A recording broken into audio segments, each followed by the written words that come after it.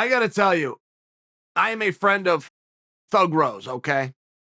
I had a conversation with Pat Barry today. Her fiance, unless they ran off and got married and I didn't get invited to the wedding, you get my point. I did not know. I just didn't know. I knew Rose was good. Sure she's good. I knew Rose was fun. Sure I did. I did not know that Rose Namajunas is one of the greatest to have ever done it. I just didn't know that. I didn't know that she even wanted to be. I didn't know that this was a sport that she loved and had a passion for. I just didn't know. Rose will go down in the argument of the greatest to have done it because of what she did tonight. And I made this comment to somebody. I made this comment to Ryan Monda, my brother-in-law, by text message, and he wrote me back and said, Chael, you're not remembering this right. Because Rose not only has beaten everybody, Rose is also dominant. She is just as dominant as the Bullet and as Amanda. I said, excuse me? That's not how I remember it, Ryan.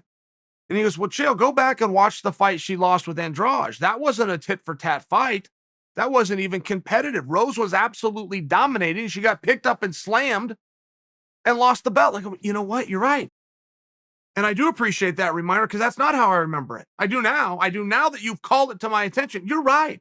Not only is Rose whipping everybody's ass, Rose is dominant. They're not even close with her. Joanna was so uncompetitive with her, and you know how highly we all think of Joanna, that they redid the match. Rose went ahead and beat her again. Now you got this Wei Lee situation. This wasn't even close. Rose controlled space, knew right where she was. Wei Lee's a bull. You're not getting any space on Wei Lee. She's too short. She's too powerful. She's too goddamn aggressive. Rose was keeping this space like she the most brilliant fighter of all time. Right? You're talking about fight IQ. That's a big term that's getting thrown out these days. She's keeping space on the ball as though she understands things we don't. Boop. Brought that kick right up. I call it was like a question mark kick kind of for me because of the way it came up and it got turned over. Either way, that isn't the official turn of the question mark quick, but it was like that. Oh, it was like that. She kicked right to the face, understood that range, had that power all in the first round. We get up and go home. She is just as dominant as everybody else. She's just not talked about because she's not intimidating and she's not brash, and that's okay. That's okay. I just didn't know, and I'm her friend. I didn't know she was one of the best of all time. I didn't know that till today. I didn't know she loved this sport and had a passion for it. I thought it was something that she did. Yeah, she's pretty good. It's just something she did.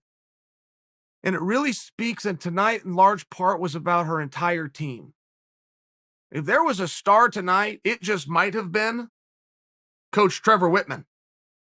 It just might have been. A lot of people won fights tonight. A lot of people won meaningful fights tonight. Coach Whitman won 2.